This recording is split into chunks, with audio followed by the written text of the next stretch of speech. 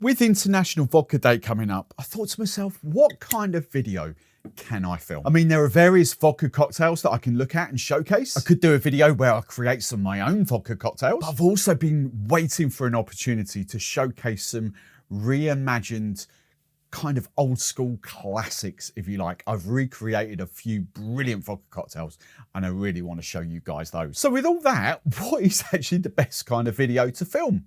The answer: turn it into a vodka miniseries, because I also want to do a little bit of vodka education as well. Because bombshell people, not all vodka tastes the same. I think if I'm being honest, in the wider mass market, I think vodka is actually completely misunderstood. Now, of course, when you're looking at vodka here in the UK of around about £20 a bottle, actually in the industry, that same vodka is going to sell at Absolute, for instance, it's going to be like 12, 13, 14 pounds to the industry, Absolute, Smirnoff, those kind of brands. Are you going to taste that much variance between the vodkas? Well, no, not really. In the grand scheme of things, the cheaper the vodka, the more neutral the taste will be. Simply put, cheap vodka is distilled to a really, really high ABV. We're talking like 96, 97, 98% ABV. And what that essentially does is strips out a lot of the flavour. Those bigger global brands simply have to produce as much vodka as they can for as cheap as possible to hit those margins. They'll all have big, huge column stills and they'll be producing hundreds of thousands of litres of vodka a year. Some brands into the millions of litres a year. Of course, like any spirit category, there are, of course, some exceptions, because smaller artisan producers are producing some phenomenal vodkas, some phenomenal neutral spirits.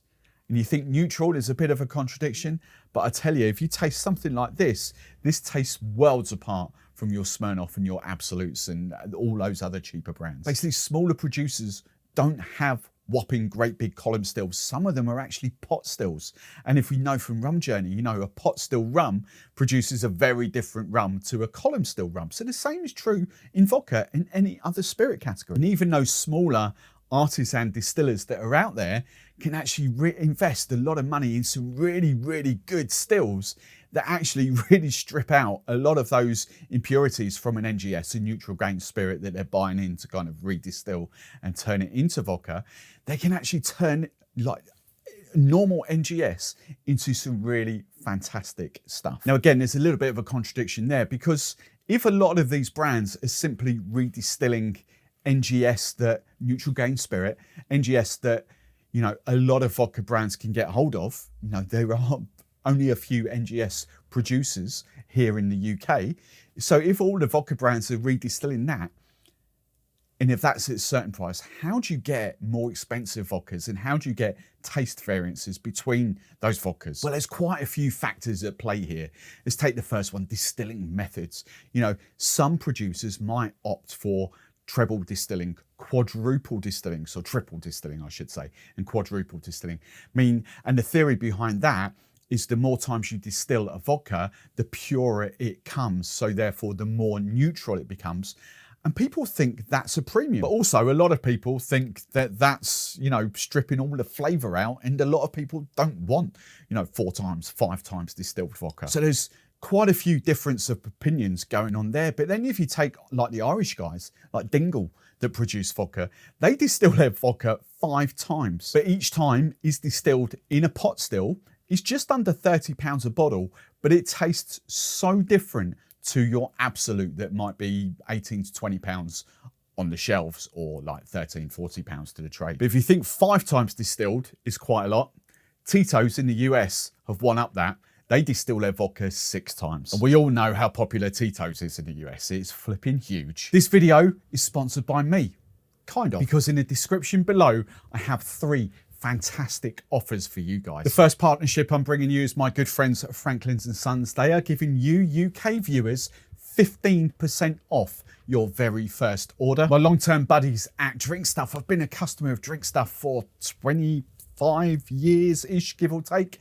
and they're also a client of mine. But Drinkstuff are giving you 5% off your very first order for you UK viewers. But I've also got something for you guys watching worldwide. I've been getting a lot of comments recently about this apron and where did I get it from? Well, I can now tell you. This is from Fancy Gents over in Greece, and they're giving you 10% off any APRON on their website. Now, all 3 of those discount codes in the description of this video. So if you go down there and check the description out, you'll find the discount codes, but you'll also find the link to download my free PDF cocktail book. Now, if the first factor that affects a vodka is the distilling process and the method and how many times it's been distilled, then the second factor we have to look at is the factor that excites me more at the moment. And that's the base raw material that some of these brands, some of these producers are now using. If we look at the olden days, and by that, I'm only talking like 10, 15, 20 years ago tops, you know, most of it was distilled from wheats or different varieties of wheats. Yes, you had some of those potato vodkas out there, but they weren't as common as they kind of are a little bit now, if you want. So it's predominantly wheat-based vodka, and that's where the reputation comes from. Because if you're just distilling that to a high ABV, a lot of people are thinking, well, where's the variance come from? But now producers are turning to all kinds of weird and wonderful things. Let's look at Dutch Barn, for example. And while this is still a neutral spirit, it is still a plain, unflavoured vodka, the base of this is apples, and it really does taste incredible. The way I talk about this when I'm doing cocktail masterclass and talk about different rums, because people can kind of relate this. I always use the wine Sauvignon Blanc, because when I talk about Sauvignon Blanc, to most wine drinkers, they will understand that you're going to get melon notes, you're going to get sort of gooseberry notes coming off that New Zealand Sauvignon Blanc. They understand that the wine is not melon or gooseberry flavoured, it's still a white wine at the base of it. This is still a vodka. It is a neutral vodka, but it's got this lovely creaminess and this really subtle tinge of apple, I would say green apple, that comes off the base of it. It's really unique compared to like your Smirnoffs, your Absolutes and all those kind of vodkas. It's such a cliched word, but this is silky smooth when it goes down. There's no burn, there is no kind of, oh, you know, this is just chilled. This is an absolute pleasure to drink neat. Now, if you look at 2 other brands that have been around the UK for a while, different brands, you've got the whole Chase vodka. I've told this story many, many times, but Chase originally was the same people as Tyrrell's Crisps. I think it was James William. I always get that confused. I'm sure it's James Chase.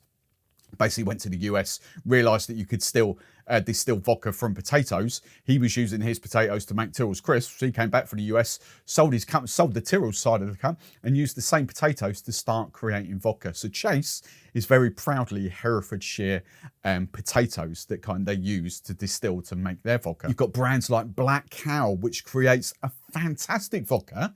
And again, people can't get their head around this, but they actually use milk whey to distill their vodka, which is the byproduct of making cheese. So again, you've got that lovely kind of creaminess in a vodka, but it's still neutral. It's still essentially flavourless, but you've just got those subtle nuances that come through. And as I say, from Black Cow, it really does give you different texture to, especially martinis, especially spirit-forward drinks. I cannot talk about quirky vodkas without featuring these guys, again, just down the road. And I have mentioned this a couple of times, literally like 5-10 minutes away from me.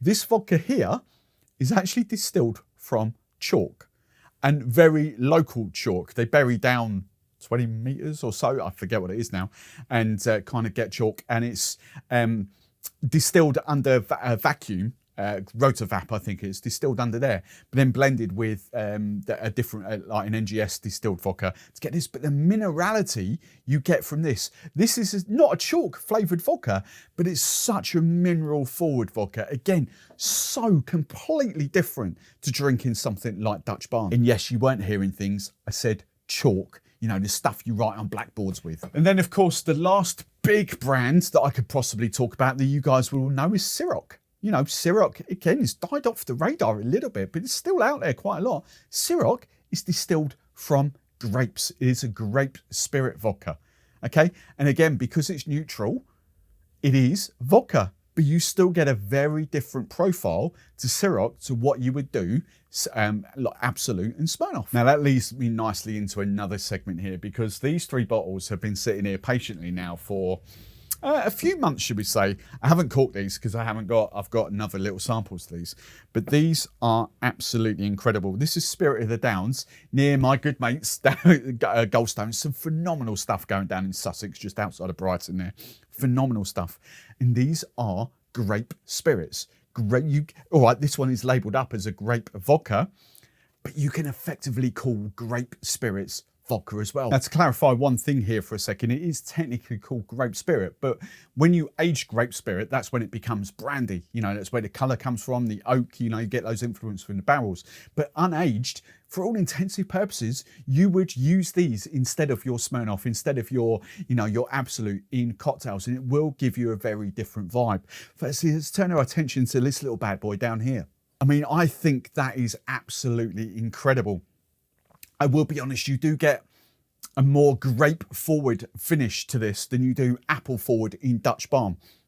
The grapes don't get lost, but the cool thing brands like this are doing, Spirit of the Downs, is they're being, what's the word? They're using the grape varieties, the different, so they're making different spirits with the different grapes. So, you know, these aren't the same because they are completely different grape varieties being used in them. And if you're looking like eagle-eyed on the close-up on the zoom there, you might see that both of these are actually Pinot Noir. In fact, all three of these are actually Pinot Noir. That's a kind of different blend, but actually what they do is they source different Pinot Noir grapes from different vineyards. So again, you've got that all, you know, different, no two vineyards are going to produce the same wine because the grapes, because of the hills and all that, because of, I can't think of the word I'm looking for, but because the terroir, there we go. The terroir is completely different from vineyard to vineyard. The grapes are going to taste completely different as well. Now, cost-wise, these are going to be completely different to your Smirnoffs. They're going to be double the price, if not, in some cases, treble the price when you get to like bigger brands, artisan brands. Of course, they're going to be.